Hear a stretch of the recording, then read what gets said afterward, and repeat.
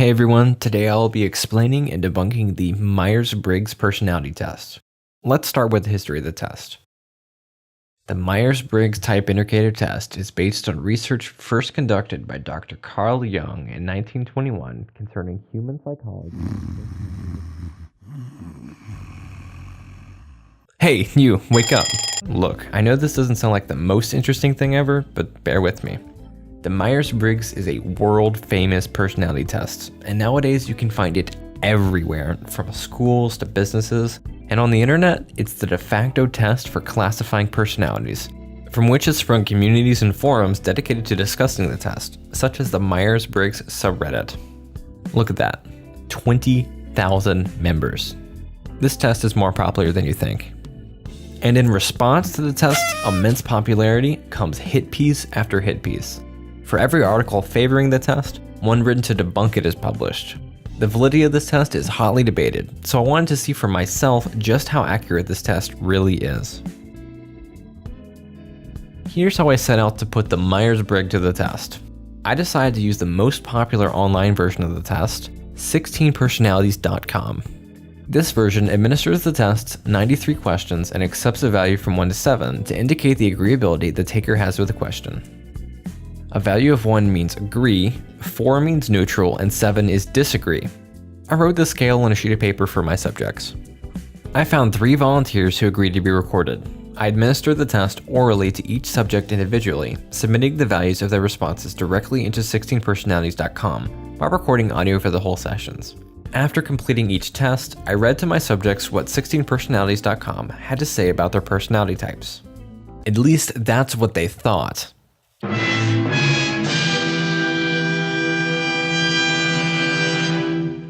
Here's the catch. I switched what type they had actually tested as with the opposite personality type. For example, someone who's tested as an ENFP would unknowingly be hearing the description of an ISTJ. I also made sure to see how familiar my subjects were with the test beforehand in order to record the most natural, first-time exposure responses to the test. After reading each statement about the opposite type, I asked my subjects if they agreed or disagreed with each statement. My hypothesis was that if my subjects mostly agreed with the opposite results, the test could confidently be discredited. Alright, follow how my experiments are going to work? Good. Now it's time for the actual tests. My first subject was Summer Robinson. Here's some audio from the test. If someone does not respond to your email quickly, you start worrying if you said something wrong. 7. As a parent, you would rather see your child grow up kind than smart. 1. You do not let other people influence your actions. Neutral. Summer disagreed with the descriptions of the opposite type the most of my subjects. She's very extroverted, and as such, she was quick to disagree with statements made about introvertedness. More likely though, the only outward evidence of this enthusiasm will be the logician's silent pacing or their staring into the distance. Do you agree with this or disagree with this statement? Disagree. And they are proud of this role as a theoretical mediator. Do you agree with this statement? No, I don't think so. But even close friends struggle to get to logician's hearts and minds. Do you agree with this statement? Like, do I agree that it's applicable to me or? Yes. No, I don't think that's applicable to me. Not so much. Do you agree with this statement? No. However, she agreed to statements regarding logic and empathy, which demonstrates the vagueness of the last 3 letters of the personality index. Logicians are usually fairly liberal, with a none of my business sort of attitude. People's ideas are what matter. Do you agree with this statement? Yes. Here are her thoughts about the validity of the test after hearing about the opposite type. I think it was pretty accurate because I do consider myself a logical person, a realist, I would say. Some of the statements, just having them read to me rather than reading them myself, I think they were kind of confusing and I maybe didn't process them entirely. But as far as accuracy of the test, I don't know what the other choices are, but from what I heard, that seems pretty accurate to me. And here's some footage from when I revealed the twist. This personality type I read off is actually the opposite for your results. What? I read off the results for INTP. Your result was ESFJ, Oh my Do you mind if I read gosh. you some stuff from your actual personality type? You wasted all that time reading the opposite stuff? I was wondering why I answered no when you asked me if a lot of them agreed with my personality. At the very end, I again asked her for her thoughts about the validity of the test. You know, honestly, I don't know, because I think people can identify with a lot of different aspects of this test, and I see lots of these different things in myself. Like, I consider myself a logical person as well as a moral person. I think those two things interact in me just like they do in a lot of people. I think most people would say that they're logical and moral. So, I mean, you could probably read off a whole list of things that I would say I identify with. But as far as which one is more accurate, I don't know, because I can see both of those in myself. My second subject was Dr. Jason Meares, my dad. Here's some audio from the test. You see yourself as very emotionally stable. 2, Your mind is always buzzing with unexplored ideas and plans. 2, You would not call yourself a dreamer. 7, Dr. Meares agreed with nearly everything I read to him. Whether or not he was trying to humor me, I can't be sure, but he definitely seemed to buy what I was selling. Perhaps he simply does not have such a rigid view of his personality as Summer did. These personalities tend to simply move on to something new and more interesting. Do you agree with this? yes, that's true. Something that can have disastrous consequences for everyone around if they lose control of the situation. Do you agree with this statement? Only for flying.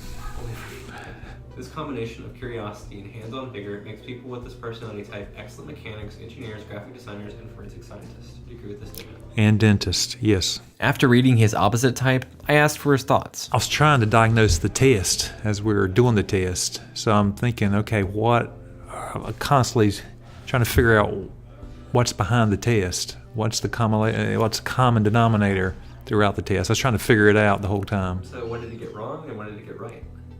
I would say it got probably 90% correct. And here is his reaction when I revealed the twist. All the statements I read were for the opposite personality type. So what's my personality type? The personality type is the ENFJ, which is known as the protagonist. I read you the personality types for the virtuoso. So do you mind if I read off just a few more statements for what you actually are, and we'll compare to what you had? Okay, surely. After reading his real type, I again asked for his thoughts.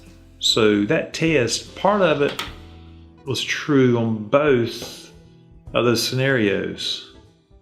So it's difficult to say that I'm exactly just one type, because I'm not just one type all the time. I'm sometimes the first type, sometimes the second type. So ask me again later when my personality, or when I'm a little bit more tired, and after I've exercised and had a good meal. It'd be interesting to see how I respond then. My third subject was Sarai Abraham. Here's some audio from the test. You rarely get carried away by fantasies and ideas. 6. You often find yourself lost in thought when you are walking in nature. 1. If someone does not respond to your email quickly, you start worrying if you said something wrong. 4.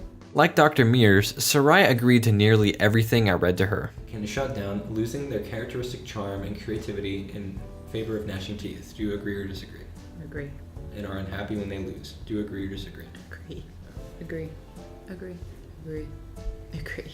However, she disagreed with the statement concerning planning for the future. People with this personality type don't plan their futures in terms of assets and retirement.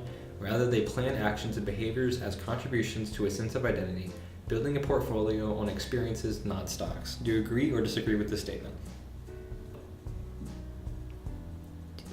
Disagree. Adventurers prove to be warm, enthusiastic partners. Do you agree or disagree? Disagree. I asked for her thoughts on the test after reading the opposite type. I think it's pretty accurate. I just thought it was scary good.